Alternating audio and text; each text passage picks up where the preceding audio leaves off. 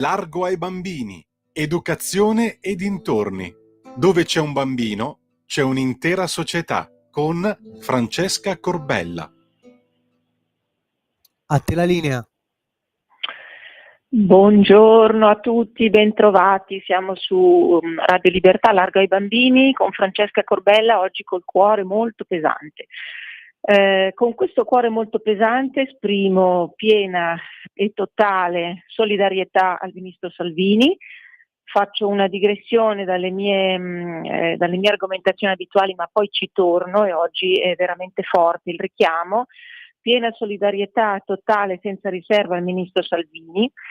Sapete gli antefatti, in un paese dove nessuno è stato condannato per i 49 morti del Ponte Morandi, dove nessuno è stato condannato e non ci sono neanche inchieste in corso per lo scandalo Palamara, toghe rosse, nessuno per aver confinato in casa milioni di italiani, bambini compresi, per 4 mesi, con la scusa di un fantomatico virus influenzale, nessuno per aver fatto fallire, chiudere migliaia di imprese, lasciato a casa lavoratori perché non volevano soggiacere al famigerato dispotico regime del Green Pass.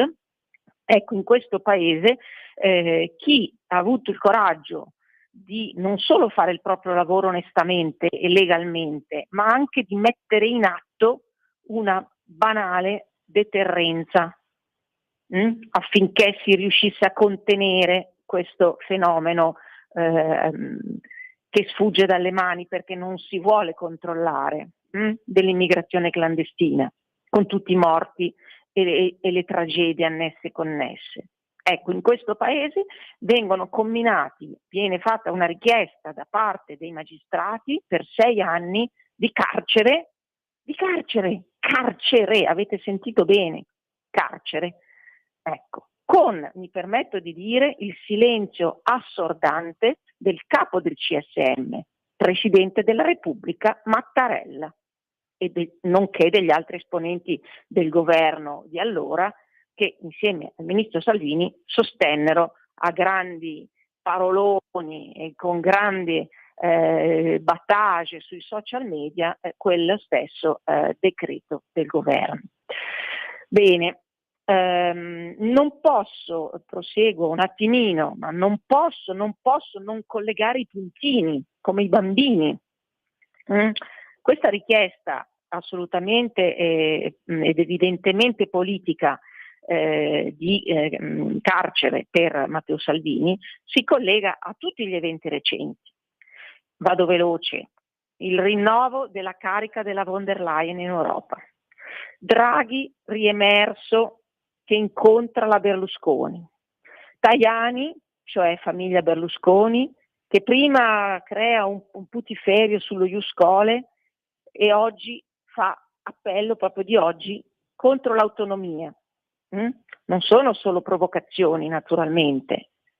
Tajani sa proprio di classico piede di porco per mettere i bastoni tra le ruote non all'intero governo dove lui è dentro e dove spera di farsi largo, evidentemente, insieme alla Marina Berlusconi, evidentemente, e a Draghi, comandati ben dall'alto dalla von der Leyen, evidentemente, ma vuole mettere i bastoni tra le ruote a Salvini e alla Lega, ancora una volta. Va bene, mi taccio però per proseguire, sempre col mio cuore pesante, su delle fantastiche notizie.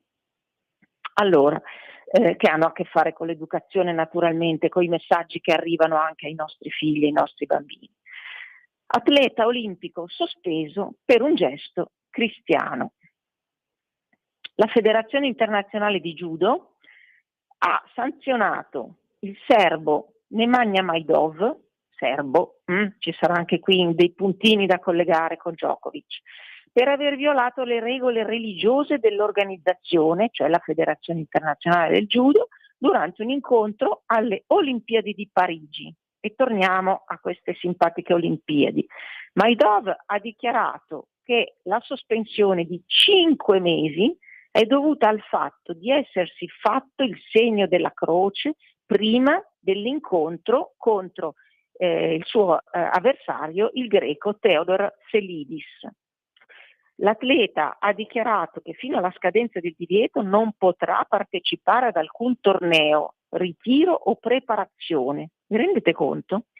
In un post su Instagram, Maidov ha affermato che nella sua lettera di risposta alla federazione si è rifiutato di scusarsi per il gesto e che anche se avesse saputo della punizione che avrebbe ricevuto non si sarebbe scusato. Personalmente non è una novità, scrive, solo una nuova pagina nella mia carriera, triste pagina direi, e una nuova esperienza di vita. Che vita! Mi dispiace che uno sport così bello e difficile come il judo sia caduto in queste cose così basse, cose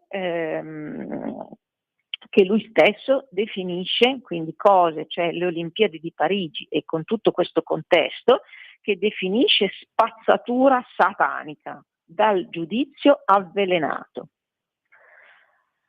E non posso che essere solidale anche con lui, oltre che con Djokovic nelle vicende precedenti alle sue grandissime, ineguagliate vittorie. Allora, proseguiamo con le belle notizie, certamente proseguiamo con le belle notizie. Possiamo stare tranquilli, signori, perché i nostri bambini impareranno le verità scientifiche direttamente dalle case farmaceutiche.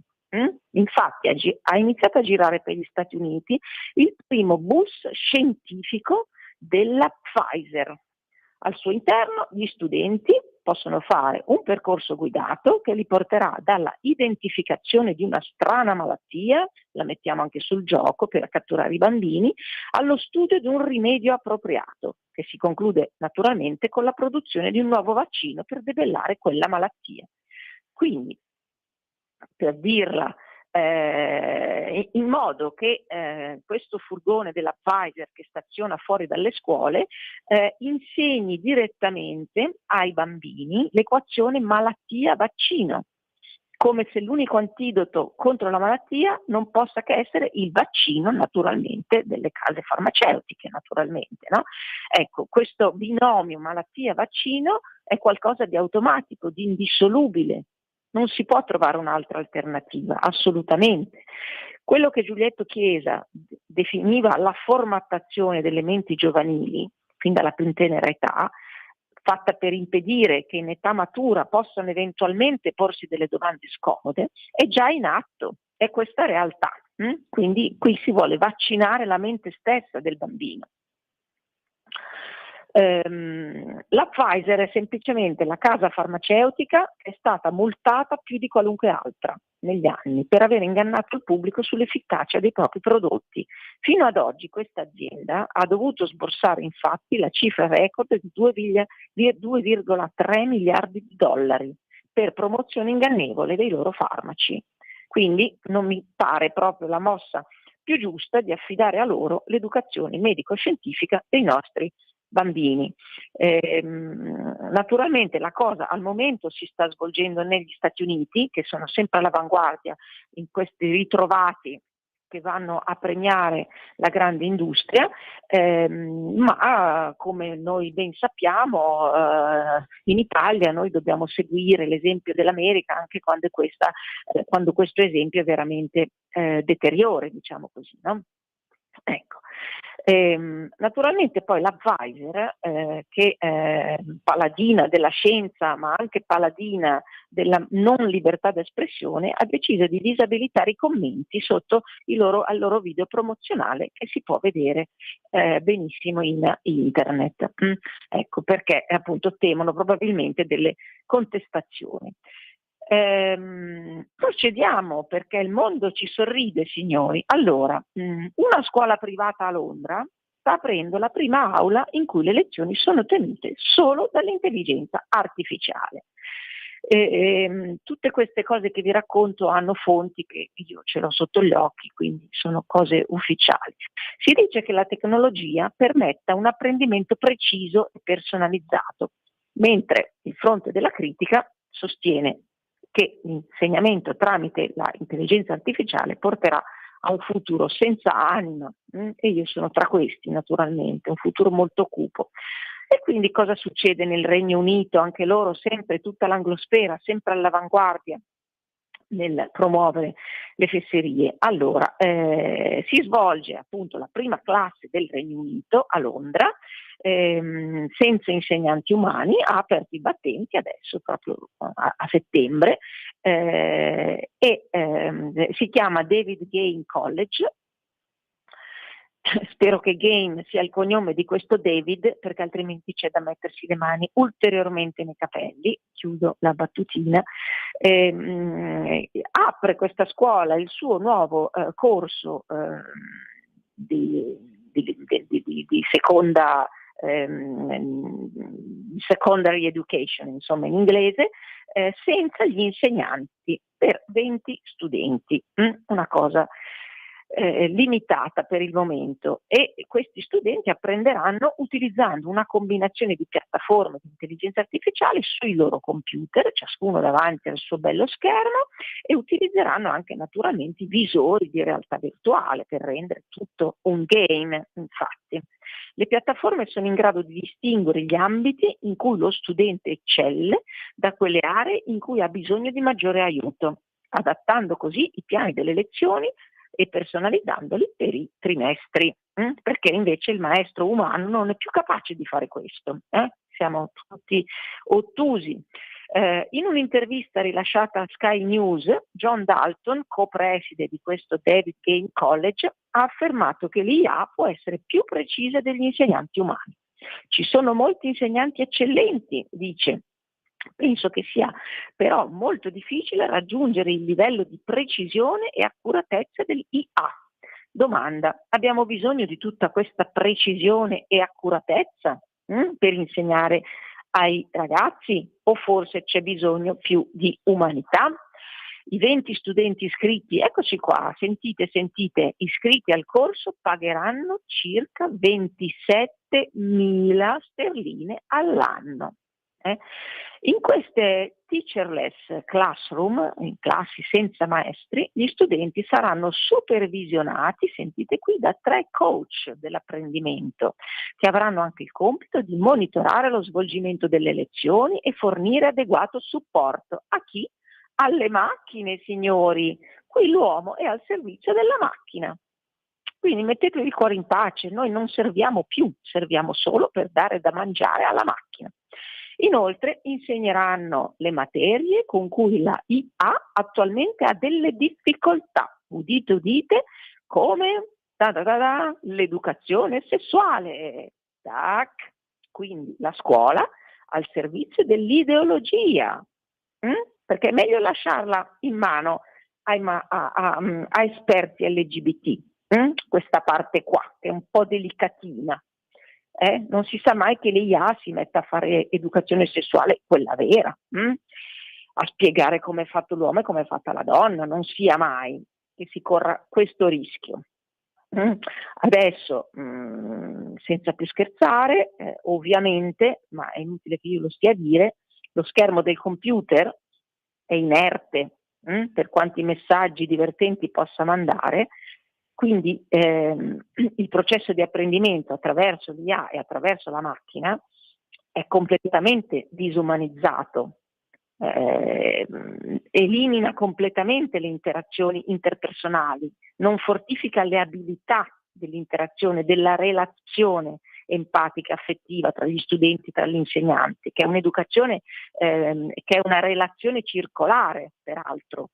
Qui è solo direttiva, è l'intelligenza artificiale che impartisce la lezione in modo precisissimo. Siamo sicuri di questo, è veramente precisissimo, ma completamente senza anima.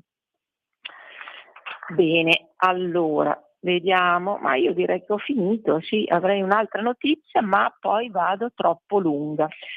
Quindi io mi fermo qui con queste 3 notizie, vi lascio ancora esprimendo la mia piena solidarietà al ministro Salvini, siamo tutti con lui, e approfitto anche per fare gli auguri a Umberto Bossi. Ciao a tutti, grazie per l'ascolto, in alto i cuori che sono pesanti, A giovedì prossimo da Francesca Corbella. Avete ascoltato Largo ai bambini,